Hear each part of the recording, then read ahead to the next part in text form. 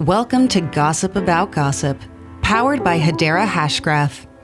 In each episode, we'll cut through the hype of blockchain promises and explore real-world examples of organizations creating the next generation of decentralized applications, which will bring trust back to the internet for us all.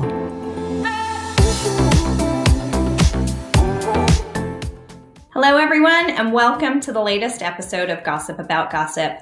My name is Zenobia Godschalk, and I'm the SVP of Communications at Hedera Hashgraph. Today, I am joined by Wes Geisenberger with the HBAR Foundation. Many of you may know Wes from his time at Hedera, but we are excited to hear today about what he is doing with the foundation. Welcome, Wes.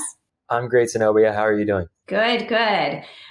We would love to, I know a lot of members of our community know you, very well from your previous role at Hedera, but can you share with us a little bit about what you are focused on now that you are at the foundation? Yeah, absolutely. And I'm really excited to be at the foundation and working on an important project around the HBAR Foundation's Sustainable Impact Fund. It's one of the 4 key pillars for the foundation. It's a $100+ million fund. And what we're doing is we're giving out grants to organizations to improve transparency around markets for sustainability.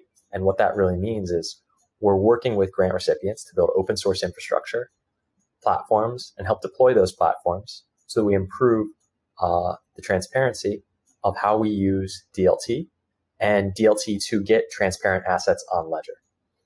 What that leads to is better facilitation of auditability of these assets, better discoverability of these assets. It could be something like environmental emissions accounting, could be something like carbon offsets, proving that we're actually making the difference of capturing greenhouse gas emissions, or things like renewable energy credits and trading energy to prove that I'm actually using renewable energy, I'm producing renewable energy, or if I'm consuming energy that's not renewable, well, maybe I need to go buy things to offset that renewable energy.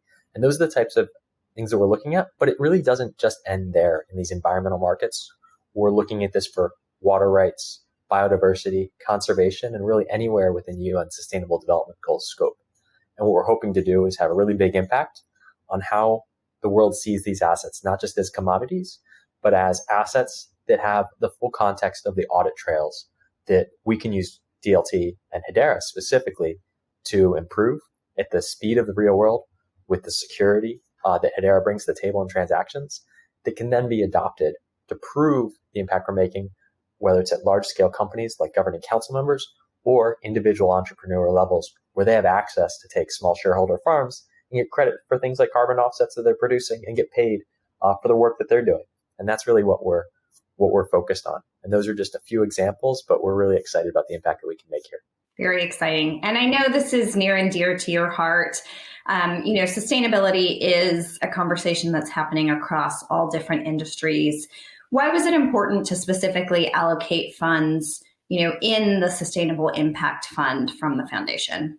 Yeah, so sustainability is really important to me, but I think it's also really important to the Hedera network. We are an extremely low carbon footprint public network, but I think the goal is not to just say, hey, we have the lowest carbon emissions. Of course, no network would have zero carbon emissions if we didn't have networks that existed. So what we're really focused on is trying to drive these outcomes in a way that maps to the real world, which is really good from a Hedera perspective, and using Hedera as a tool to achieve transparency, discoverability, and ultimately liquidity for these assets. Hedera has great properties within our token service and our consensus service to be able to move things at the speed of the real world, tens of thousands of transactions a second, and bring in programmability through things like smart contracts, and look at things like identities at scale that map to accounts on the Hedera network, so we can prove the veracity of information coming from them to say, well, if I'm a farmer and I have an account that holds a carbon offset that I produced and I have different identifiers, factors who have helped me account for this following an auditable process, we can do that at scale on Hedera. Not many networks can say, I can have all this information coming in real time with the security of the network to put all those transactions in order, coming from devices, coming from manual inputs, coming from phones, coming from all types of assets. And what we can do with the Sustainable Impact Fund is look at this area as a strategic point of growth for the network, where we can see broad scale adoption, both on the supply side of the network, where we are creating offsets or renewable energy credits or water rights tokens and other use cases. And we can marry that with the demand side of the network, and where we say, well, we can look at a large scale supply chain measuring scope 1, 2, and 3 emissions. Scope 1 emissions, you can think of as measuring materials to create a given good. Scope 2 being energy that is tied to emissions for, say, a factory of that good. And scope 3 emissions as maybe when you send that good out to the customer sites. And we have to capture all this information from all different data sources. And when we finally tokenize that, because a lot of these things, and almost everything in these supply chains eventually will be tokenized, we'll have to interact with the rest of the world to offset that. And on Hedera, the beautiful thing is we have the network capacity to build robust economies that can measure both the demand in those carbon emission tokens, as an example, or demand tokens for, say, I'm allowed to consume X amount of water. And on the supply side of that, for carbon offsets or renewable energy credits or a supply token for water, I'm permitted to consume that water. And that all is possible on Hedera. And we actually have new types of systems that we're researching and developing to enable liquidity for these assets, even when they're non-fungible or semi-fungible. So these native Hedera token service tokens can interact together on the network in a high velocity way, in a high liquidity way that other networks just don't have the opportunity to do based on the technical primitives. So you've given our audience a little bit of a sense of the goals there. Anything more specific in terms of the kinds of companies that you're looking for or you'd love to hear from, who you'd like to support with the fund? Yeah, absolutely. And I think there's some really great examples that have come to fruition, like Dovu, like Timeless as good early examples, Miko and Civic Ledger. But the types of companies that we're looking for are companies that are interested in creating further transparency in these sustainability markets and these environmental markets. And what they're focused on doing is doing it with high quality attributes tied to these assets, where they want to get to that nth degree of information and have transparent assets that they can take to the market, which have higher value because of their degrees of transparency. And when we work with these parties, we want to find folks who can do that at scale, who have an interest in scaling up to go change how the industry works and work with large players, maybe some governing council members and other enterprises around the world that can change how we think about transparency in large scale systems, how we map that to our environment, how we map that to our supply chains, and make a better, more sustainable world. And, I know we are in early days, but you mentioned a couple of the companies that you've already started working with. Anything else you'd like to share? Any other companies or things about those, Dovu and Timeless and others that you want our audience to know? Yeah, absolutely. And we can think about these companies working in different areas of the ecosystem. In the infrastructure area, you'll probably hear a lot from Envision Blockchain, who's helping doing open source development in the Guardian. Going up the stack, folks like Dovu are using the Guardian. Folks like Civic Ledger, folks like Timeless are all using the Guardian, but we have other folks who are building critical infrastructure projects for us.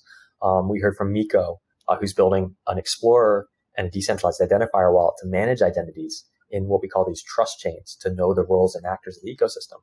Those are all different great companies that we've invested in early on in the funds, and we'll hear about a lot more, both at the infrastructure level as well as the platform level. And eventually, I think we'll hear a lot about how those applications are being deployed with large-scale customers. I think folks like Timeless have teased out some of their customers, whether it's Yuan, Trofe, or the government of Queensland as examples, but there's a lot of other great players out there that'll be adopting this technology, and we're really excited about some of the activity that's happening from these initial platforms and other ones we're working with that we'll be able to share in the future. Yeah, and it sounds like a lot of this is going to, we may end up using some of these things in our day-to-day lives and never even realize that they're powered by Hedera. How do you see, public ledgers and Web3 supporting sustainability efforts across both, obviously startups, but also really big organizations moving forward? I think the neat thing about this, and kind of a good way to think about this, is it's an ecosystem effect.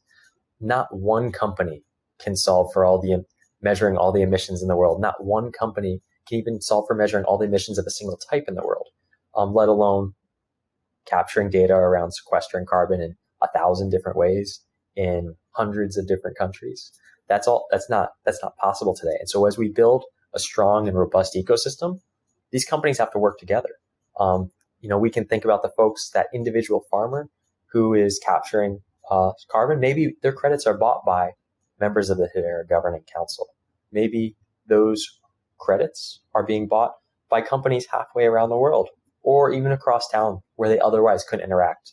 And I think what's neat is we're building an ecosystem that is not only environmentally sustainable, but from a business perspective is sustainable to be able to interact with each other and bring more and more folks onto Hedera to solve a mutual problem where they can actually create a supply of assets that are valuable to other companies that they otherwise won't be able to interact with. And I think that really ties back to the original vision when we talked about shared worlds earlier on in the days of Hedera. And I think that's a really cool opportunity.